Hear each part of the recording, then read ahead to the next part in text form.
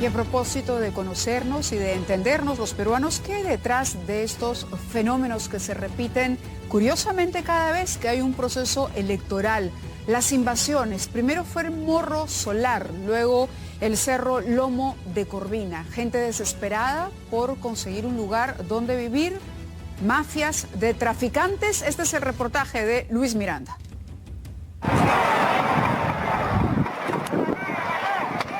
Sospechosamente ocurren antes o durante cada proceso electoral o en las cercanías de algunas fiestas importantes.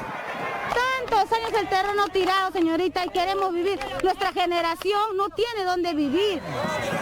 Las invasiones de terrenos son el gran problema de una ciudad que siempre se ha mostrado incapaz de crecer ordenadamente. La semana pasada fueron miles de invasores en los terrenos del sitio histórico y arqueológico del Morro Solar, los que fueron desalojados no sin escenas de violencia.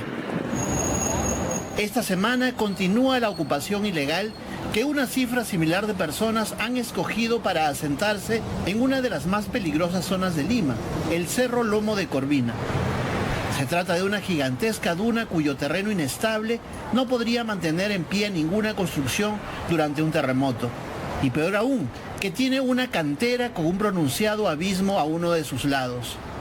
Lo más trágico es que en este momento, por ejemplo, en la ciudad de Lima, donde más crece no es en las pampas, no es en extensión, por ejemplo, en las pampas del sur de Lima, no es hacia allá, hacia donde está yendo la invasión de terrenos informales. Ahí están creciendo por otras maneras, por ocupaciones industriales, otro tipo de usos. La mayoría de familias pobres lo que terminan haciendo es ocupando terrenos como Lomo de Corvina, terrenos de muy mala calidad y que están muy dispersos por toda la ciudad. El 93% de la expansión urbana de las ciudades ha sido expansión informal.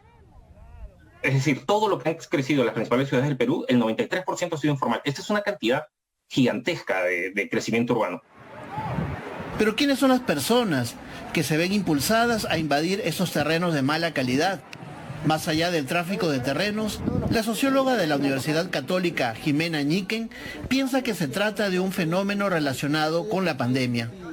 Personas que antes podían sobrevivir con empleos informales y precarios, pagar alquileres, pagar necesidades y algunas necesidades de consumo, ahora no tienen cómo cubrirlo, y más bien personas que estaban en una situación de vulnerabilidad están cayendo en situación de pobreza y nadie está atendiendo a los pobres urbanos. La mayoría de pobres son urbanos, ¿no? Y tenemos estrategias que casi siempre se han estado orientando a ámbitos rurales y aquí están y estas 8.000 personas son parte de... El problema de las ocupaciones informales es que condenan a los sectores más pobres a vivir en la precariedad. Solo en los últimos 20 años, el 93% del crecimiento urbano ha sido informal.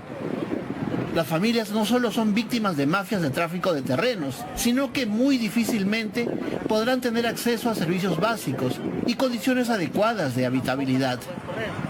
Tenemos a gente viviendo cerca a las lomas como las de San Juan de Lurigancho o laderas como las de San Juan de Lurigancho. Las personas están en latitudes en las que están respirando agua. Ellos se encuentran en sitios donde la niebla literalmente está ingresando a sus pulmones y por eso tenemos tantas enfermedades broncopulmonares de parte de niños y de ancianos. Esto lo vemos prácticamente en todas las laderas de nuestro territorio, del territorio limeño, ¿no? Según cifras del Ministerio de Vivienda, atender las mejoras en las invasiones supone gastos anuales de 1.700 millones de soles. Con ese monto se podrían promover cerca de 55.000 viviendas formales y seguras, adicionales a las que ya se ofrecen al año. Para el arquitecto Óscar Apaza de UDEAL, el problema de la falta de viviendas dignas para personas pobres parte de una desatención crónica del Estado, que en el mejor de los casos se ha limitado a entregar títulos de propiedad muchas veces en zonas no aptas para vivir. Cuando a una persona le entrega su título y después lo abandonas para que construya como pueda, no garantizas que esa vivienda sea una vivienda adecuada o una vivienda digna. Va a tener problemas de ventilación, de iluminación, problemas estructurales y probablemente se ha entregado títulos también, como hemos visto que ha pasado en zonas de riesgo. Hay personas viviendo en laderas que literalmente están respirando agua cada año y el gobierno va de vez en cuando a aplicarles nebulizaciones, 1 o 2 veces al año. Entonces es una manera inhumana en la que están habitando estos peruanos y peruanas, ¿no? Muchas investigaciones han demostrado el fracaso absoluto de las políticas para la formalización de los asentamientos informales. Este intento de darles títulos para que se integren a la economía formal ha fracasado rotundamente y ha generado que muchas personas sigan viviendo ahorita en condiciones infrahumanas. En el Perú hay cerca de 567.000 familias que no tienen vivienda y cerca de 1 millón de inmuebles con déficit de servicios básicos o en condiciones de hacinamiento. Lo más preocupante es que hasta un 70% de viviendas fueron construidas sin asistencia profesional o en zonas de riesgo. Actualmente no tenemos ningún plan efectivo para el crecimiento de la ciudad. Actualmente la municipalidad está haciendo uno, pero ya ha tenido su primer tropiezo al tener el caso del cambio de zonificación en Lurín, que fue observado por diferentes instancias técnicas y la municipalidad buscó insistir para aprobarlo. Finalmente retrocedió, pero aún las alertas ya están prendidas sobre lo que se está trabajando en la municipalidad. A esos problemas se suman leyes que favorecen las invasiones. De hecho, la ley de formalización que fue extendida el año pasado, lo que hace es permitir la formalización de predios que han sido ocupados ilegalmente.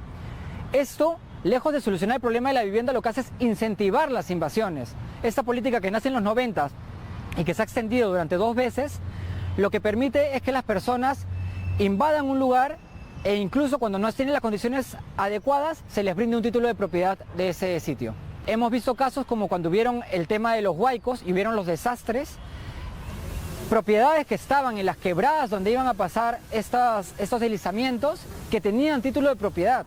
Es decir, una zona de riesgo extremo donde las personas tenían un título para habitar ahí. Y eso es un crimen de parte de las autoridades que lo brindaron. Pero ¿qué hacer en un escenario afectado por la pandemia, con miles de personas que ya no pueden pagar alquileres y menos costearse una casa digna? Lo que más vemos que funciona y lo que más movimiento tiene y más visibilidad tiene es el Fondo Mi Vivienda, que está más orientado a la clase